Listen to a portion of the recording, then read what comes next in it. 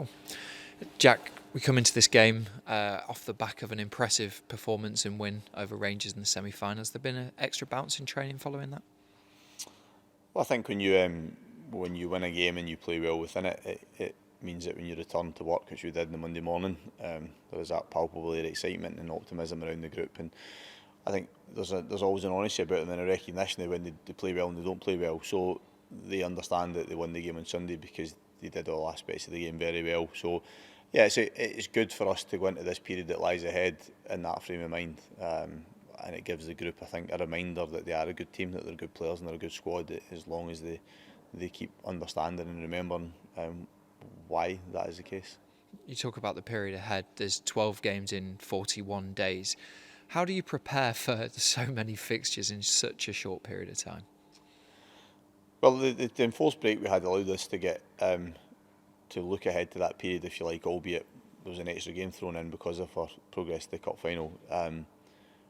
So we used it productively in terms of what we got into the players in the training pitch. So it was our last opportunity, if you like, before January to get a heavy load into them, and we feel as if we did that, and we were really pleased in that regard.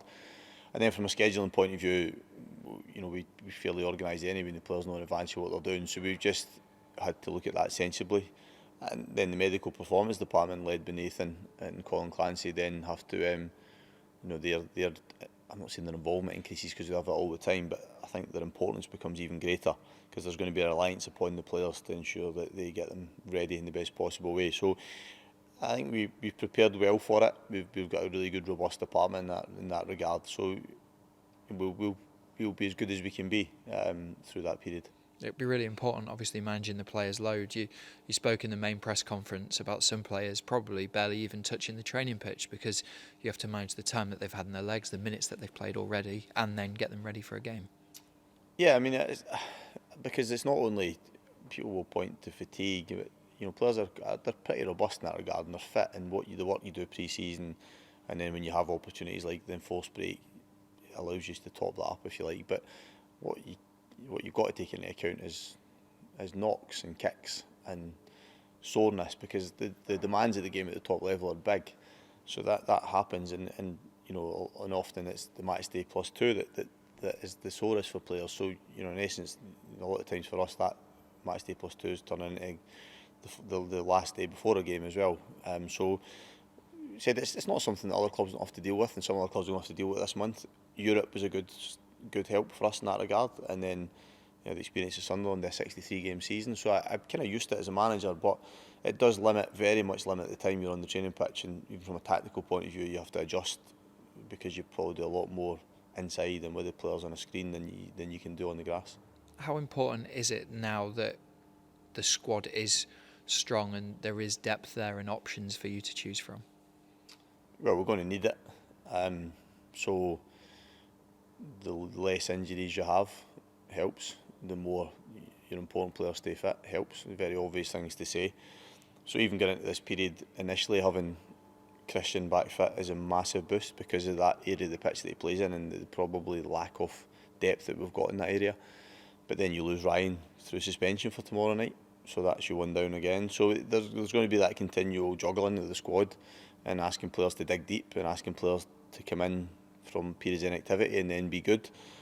But as I said, hopefully the work you've done in getting them right physically and also keeping them mentally involved with what you're doing and feeling part of the group will hopefully show in that period when they'll be needed. Yeah, and Ross County tomorrow evening. They're a lot of tougher opposition now, aren't they, than earlier in this year? I think often happens that the longer a manager gets to work with a group, the more they progress. And Malky's an experienced and very good manager. He's proven that through his career. So we played them early season. I think they've improved since then. The results have shown that. They'll be frustrated with their period of inactivity they've had, and they'll look to obviously respond in the way that we did coming out of that on Sunday. So for us, we need to replicate how we played on Sunday. If we do that, then as I mentioned earlier, we're a good team and we'll win games in this league. But we want to do that as soon as possible, get back to climbing the table. The period of inactivity has meant that we've dropped places, albeit maybe not as far as we could have done, and we've got a chance quickly, if you like, to go back up the table if we start winning games. Yeah, you mentioned Ryan's obviously suspended. How's the rest of the team doing? Obviously Josh Doig came off in the semi-final. Yeah, Josh okay, he'll be fine. The squad as it was for Sunday. So Kel McGuinness still out, Sean Mackey, obviously Milky Hilber still short of match fitness. Jamie Murphy missed out at the weekend with a knee knock and he won't be back either. So we just the squad minus Ryan as it was on Sunday. Perfect. And just finally, we have to touch upon the ticket allocation for the Premier Sports Cup final. How surprised are you that it's not a 50-50 split? Yeah, baffled, to be honest. I find it incredible that in a cup final, both clubs are not, irrespective of the clubs involved, are not given the opportunity to have that even split with supporters. And then we want as many of our fans in the ground as we can. Plus, historically, we as a club have taken big numbers to cup finals, so that would point to the fact that we would sell out those numbers. I think it's fairly sensible to accept that if you don't sell your numbers, there can be a reallocation of those tickets. I think that has happened continually. So not to get the opportunity is frustrating. The only thing I would say is that we had 10,000 in the stadium on Sunday that sounded like 40,000 because of the backing they gave us and then what we produced on the pitch to help them give us that backing. So if we do that again in cup final day, then our 17.5, 18, 19,000, whatever it turns out to be, will sound like 40,000 again. So that's what we've got to do, that responsibility upon us, and we'll use it. That frustration that we've got over some of the way in which we've been dealt with recently, we'll use it to galvanise us and motivate us and make sure it was determined as possible to bring success. Absolutely. Thank you for speaking to us and good luck tomorrow night. Cheers, Adam. Thank you.